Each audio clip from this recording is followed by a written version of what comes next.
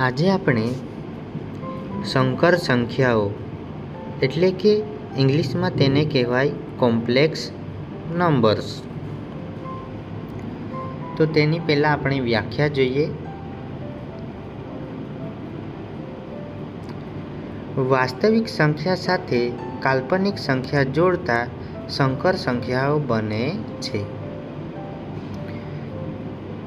તેનો બે મુદ્દા છે તે યાદ રાખી લઈએ.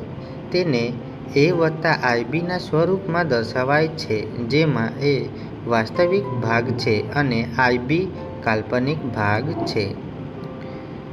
બીજો છે n ઉપગણ w ઉપગણ z ઉપગણ q ઉપગણ r ઉપગણ c.